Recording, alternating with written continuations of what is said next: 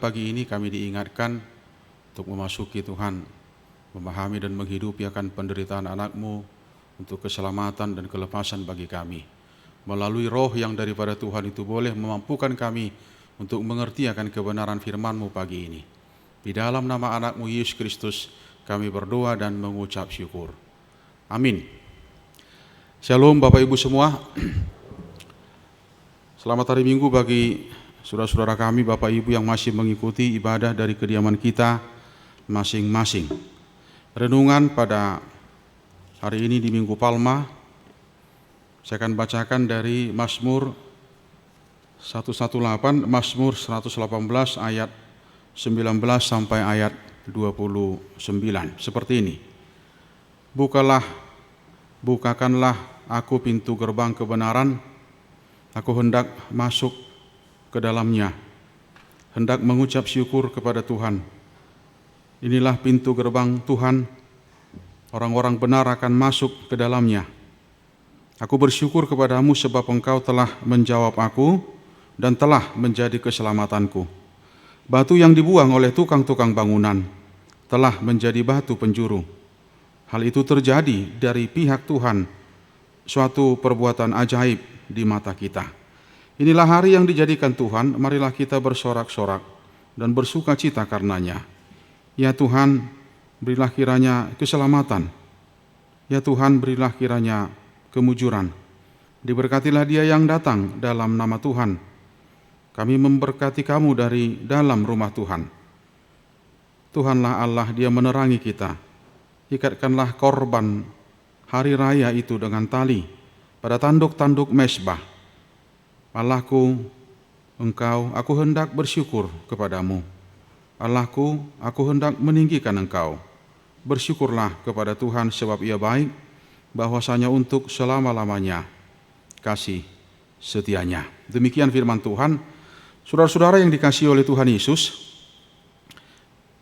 Mazmur 118 ini adalah Mazmur yang cukup terkenal, ya, yang jauh hari sebenarnya sudah menubuatkan apa yang terjadi, apa yang akan dialami oleh Tuhan Yesus. Ya. Nah, kalau Mazmur ini diawali dengan satu hal yang cukup mengingatkan kita, ya, bersyukurlah kepada Tuhan sebab Ia baik, bahwasanya untuk selama-lamanya kasih setianya. Kemudian diakhiri di ayat 29 dengan kalimat seperti itu. Bersyukurlah kepada Tuhan sebab Ia baik, bahwasanya untuk selama-lamanya kasih setianya. Saudara-saudara yang dikasihi oleh Tuhan Yesus, tentunya tidak mudah atau tidak sesuatu yang mudah untuk memasuki satu kehidupan yang bersyukur. Ya, aku hendak bersyukur kepadamu. Tidak sesuatu yang mudah. Bahkan sesuatu yang tidak mudah bagi seseorang yang selalu berorientasi pada dirinya untuk memasuki satu kehidupan yang bersyukur. Nah, dari beberapa dasar atau yang boleh melatar belakangi seseorang untuk bersyukur adalah ketika dia melihat bahwa kehidupan ini adalah kesementaraan. Ya. Oleh karena itu, ketika dia yakini dan pastikan bahwa kehidupan ini adalah kehidupan yang sementara, maka dia akan mempersiapkan untuk satu kehidupan yang lain, yaitu kehidupan yang bukan hanya kesementaraan. Karena dia sangat paham dan memahami itu. Nah, cara termudah sebenarnya untuk mencari kebahagiaan, di mana begitu banyak orang mencoba untuk mendefinisikan dan menemukan kebahagiaan, cara yang termudah untuk menemukan kebahagiaan itu adalah ketika kehidupan kita ini kita hidupi dengan kehidupan bersyukur. Dia datang untuk kita, saudara-saudara. Oleh karena itu yang satu yang melatar belakangi kita untuk bersyukur. Dia datang untuk kita. Nah, kalau epistel tadi di Injil Matius pasal 21 itu, sebenarnya di ibadah malam kemarin Jumat itu sebenarnya sudah kita harus pastikan memahami itu, bahwa ada pertemuan dua massa yang datang dari dalam dan datang dari luar. Dan kemudian apapun sebenarnya yang dirasakan, apapun yang melatar belakangi orang banyak itu untuk menyambut Yesus memasuki kota Yerusalem, itu adalah gambaran daripada pribadi, bahkan pribadi orang banyak pada saat ini. ada satu kerinduan, ada satu harapan yang begitu kuat, bahkan sesuatu yang mungkin tidak bisa dipahami oleh orang lain. Nah, dalam kehidupan kita juga bisa seperti itu. Kenapa kita harus melihat kehidupan kita ini dari sisi bersyukur? Nah, saudara-saudara, secara sederhana dalam perenungan firman Tuhan pagi ini di Minggu Palma ini, dalam kehidupan kita bisa saja memang sepertinya hidup tidak berpihak sama kita, di posisi yang tidak adil, dikecewakan, dikesampingkan dan lain sebagainya. Tapi mau nggak kita, saudara-saudara, kalau di Minggu Palma ini, ya, kita yang lebih tahu apa yang kita rasakan sekarang, kita yang lebih tahu memastikan apa yang kita pergumulkan sekarang, soal anak, soal keluarga, soal pekerjaan, soal ketidakberpihakan hidup dan lain sebagainya. Tapi bisa nggak kalau kita pastikan pagi ini bahwa Tuhan berpihak pada kita di pihak Tuhan. Ketika kita memastikan bahwa Tuhan berpihak sama kita, maka kita masih mampu untuk bersyukur di tengah-tengah kehidupan yang sesulit apapun. Kita memastikan bahwa Tuhan berpihak kepada kita.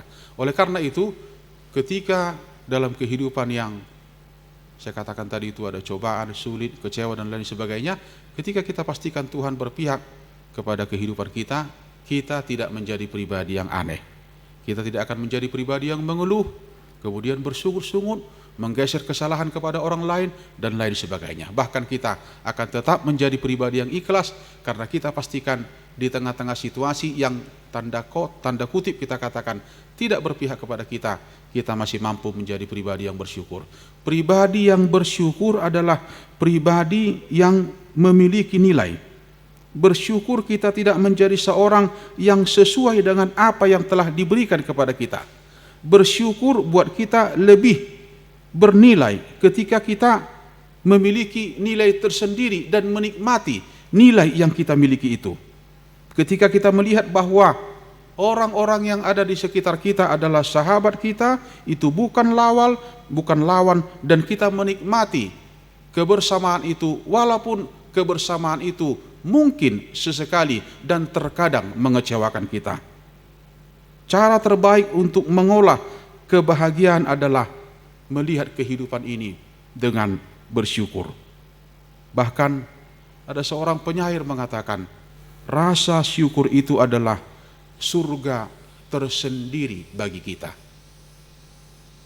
Orang-orang yang bersyukur, dia akan melihat bahwa kehidupan ini memiliki nilai tersendiri, memiliki seni tersendiri yang bisa dia nikmati dan dia bisa share itu kepada orang lain untuk sama-sama menikmati itu.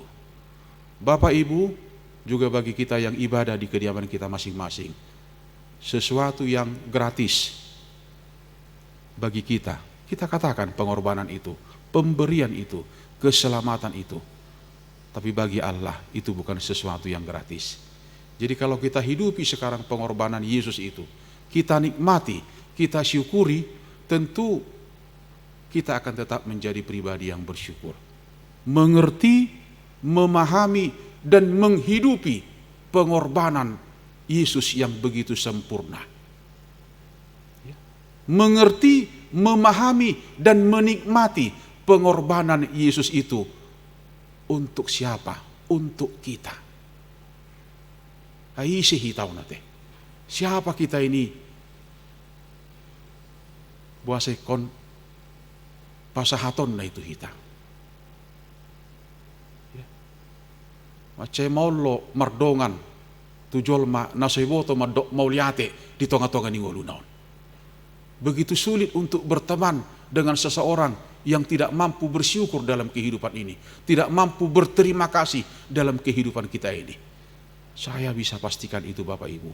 Bahkan di Portibio dalam dunia ini juga yang identik dengan sebuah kelemahan dan keterbatasan, kalau ada kealpaan dari seseorang yang tidak melihat usaha baik, ya, usaha yang maksimal, dukungan yang begitu kuat dari kita kepada seseorang, kemudian itu terlupakan sedemikian rupa, terlupakan seketika itu juga, saya pikir kita juga sulit untuk memahami itu. Seandainya anak-anak bisa menghargai bagaimana pengorbanan orang tua itu, ya. Bahkan di posisi sekarang generasi muda, di posisi keluarga muda bisa menghargai, ya, pengorbanan itu, yang gak ada masalah gitu. Saudara-saudara, bahkan juga dalam misi pekabaran Injil juga kita bisa melihat keberpihakan itu. Kalau kita lihat di sejarah gereja, ya, kenapa harus bergeser dari sebelah timur ke Tanah Batak,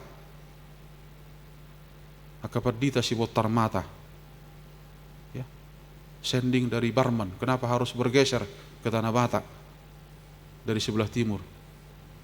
Budun waeng lauro hamuna au cugari mate hita di bagasan naso manadda barita nauli, yang tidak memastikan satu keselamatan itu. Imania nate natok tonggala di hita, bahkan kita akan tetap mengakui ada nilai tersendiri yang saya katakan tadi, yang kita miliki dan kita punyai. Ada seorang psiko yang mengatakan seperti ini, depresi tidak disebabkan oleh apa yang terjadi pada diri kita, tapi depresi itu dimungkinkan oleh apa yang kita katakan kepada diri sendiri. Apa yang kita katakan kepada diri sendiri. Salah satu itu adalah pribadi yang aneh, yang tidak mampu bersyukur di dalam kehidupan ini. Apa yang melatar belakangi pemazmur di sini? Bersyukur kepada Tuhan sebab Ia baik, bahwasanya untuk selama-lamanya kasih setianya. Pemazmur bukan tidak mengalami sesuatu yang sulit, tidak mengalami sesuatu yang membuat mereka bisa kecewa dan jatuh. Tapi ketika ini dinyanyikan, tentunya ini membangun semangat, bukan hanya semangat pribadi, tapi ada semangat yang harus dibangun, yaitu semangat untuk bersekutu dan melihat akan karya keselamatan itu di dalam kehidupan persekutuan dan juga kehidupan pribadi. Bahkan dalam sisi yang paling sulit, mampu untuk menghidupi kehidupan yang bersyukur. Kehidupan pribadi, bahkan kehidupan persekutuan adalah kehidupan yang melihat itu adalah rangkaian yang tidak terputus sama sekali. Kenapa kita sulit untuk bersyukur? Karena kita selalu memenggal-menggal, membatas-batasi, bahkan mencoba mengelompokkan hidup itu tanpa melihat kehidupan itu adalah satu hal yang memang harus berjalan, bahkan kita harus tetap akan setia menjalani kehidupan itu. Yang tidak memahami kehidupan ini adalah penggalan-penggalan yang kemudian itu menjadi penghalang bagi dia untuk mensyukuri karya Tuhan dalam kehidupannya. Memang kita harus akui, ketika kita bicara berkat, kita sangat oke, kita sangat setuju, dan kita pastikan ini dia. Tapi ketika kita bicara soal tanggung jawab, ketika kita bicara soal segi-segi kehidupan yang tidak dipahami, terkadang di situ kita tidak mampu untuk bersyukur dalam kehidupan ini. Bapak Ibu, mari melihat nilai, ya, nilai dalam situasi yang paling sulit, dalam situasi yang paling hina. Mari melihat, selalu melihat sisi baik dari kehidupan yang mungkin dikatakan orang tidak baik. Bahkan ya, COVID dengan segala variannya, kemudian itu menjadi sesuatu yang menakutkan. Ya. Kalau saya pakai istilah asuransi, ya, proteksi katanya. Siapa yang bisa memastikan? Tidak ada yang bisa memastikan. Tapi firman bisa memastikan itu. Kalau saya pakai istilah proteksi, ya firman sebagai dan yang mampu untuk memproteksi semua COVID dengan varian itu. Kalau kita mau mulu-ulu hitam bangahoni, sasi tonga gabe itu dia do ujung nyos sude. Ini akan seperti apa pada akhirnya dalam kehidupan pribadi saya, keluarga saya, dan persekutuan bahkan gereja saya.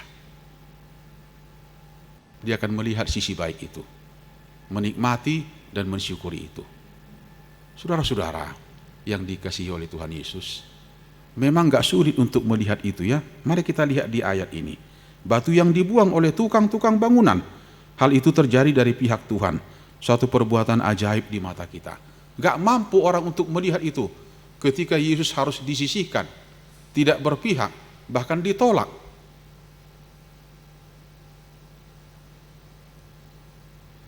Jadi kita bisa bayangin kalau salah satu tokoh penjahat dibebaskan, kan Barabas itu, kemudian mengambil pilihan untuk bebaskan aja dia, salibkan Yesus. Apapun akumulasi, nanti kita akan dengar itu di malam pasyun ya, malam pasyun sampai malam keempat itu. Oleh karena saya mau katakan, ya, hadirlah dalam ibadah pasyun itu. Ya. Apapun yang melatar belakangi ya, apakah kebutaan, ketidakmampuan, ketidakpahaman dan lain sebagainya, kita mungkin berpikir seandainya kita hadir pada saat itu, di penyesahan itu, apa yang bisa kita buat? Gak ada ketemu kesalahan apapun. Tidak ada hal yang harus menjadi memberatkan gitu. Nah, apakah itu bentuk akumulasi daripada kekecewaan mereka? Ya, oleh karena sesuatu yang sulit, sesuatu yang betul-betul membebani kehidupan ini, kemudian kenapa tampil seorang raja Mesias menaiki keledai gitu? Kenapa tidak kuda? Kenapa keledai? Seharusnya dia punya power, kuasa, kemudian dia menampilkan satu ketulusan, kesahajaan, kesederhanaan, kemudian lambang kedamaian. Bisa kita pastikan kalau enggak ya, kekecewaan dan lain sebagainya oleh karena latar belakang kehidupan itu. Bapak Ibu, jangan menjadi pribadi yang kecewa. Kenallah Yesus, pahami, mengerti, menikmati karya keselamatannya dengan sempurna, bukan dengan sepenggal-penggal. Ya. Pastikan bahwa kita akan tetap menjalani kehidupan ini di dalam kehendak Dia, bukan kehendak kita. Jangan menjadi pribadi yang subjektif, yang memastikan bahwa inilah kehendak Tuhan, tapi mungkin itu masih kehendakmu, masih keegoisanmu, masih kepentinganmu, masih subjektif, belum objektif. Seandainya orang yang hadir di situ betul-betul objektif memahami keadaan itu, yang sebelumnya sudah melihat ada begitu banyak hal yang bisa dilegakan, yang bisa dihadirkan oleh satu pribadi yang muncul itu, satu pribadi yang luar biasa itu, kemungkinannya bukan seperti itu menurut kita, tapi dia harus setia menjalani penderitaan itu dengan sempurna betul, tanpa ada yang dikurangi sedikit pun, tanpa ada yang diminimalisasi sedikit pun, untuk satu kesempurnaan. Nah, kalau Yesus mampu menjalani kesempurnaan itu dengan kesetiaan yang Dia miliki,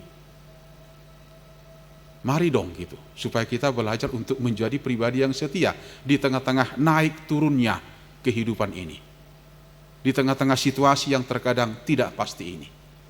Sesuatu yang sulit memang, tapi kita akan terus berusaha. Kesetiaan kita dengan keluarga, kesetiaan kita dengan semua tanggung jawab kita, dunia kerja kita, bahkan apapun yang kita geluti, jemaat dan pelayan, dia akan tetap mempergumulkan keterpanggilan itu dalam kehidupan dia. Bapak Ibu, tidak ada yang bisa menilai itu. Ya, bahkan ketika hari ini kita yang hadir dan yang hadir di kediaman, mungkin ada yang tidak pas menurut hati kita, ada yang tidak pas menurut perasaan kita. Unang mangalu-alu hita tu jolma. Ya. Jangan datang kepada manusia, datanglah kepada Tuhan. Jangan menjadi pribadi yang menghakimi, tapi biarkan Tuhan dalam doamu yang akan memperlihatkan, akan menunjukkan saatnya, memastikan keberpihakannya dalam kehidupan kita. Ketika kita mampu memasuki itu, pemazmur ini akan memastikan kita menjadi pribadi yang bersyukur. Dalam teks ini juga kita diajak dalam satu perenungan, ya, memasuki satu pintu gerbang kebenaran. Ini kan soal yang sulit ini, di mana ketidakbenaran sering dipertontonkan. Tapi dipastikan di sini pintu gerbang kebenaran. Aku hendak masuk ke dalamnya dan mensyukuri itu. Ya, dunia kerja kita, bahkan para itu taison halak batak, sifatan menampilkan ketidakadilan.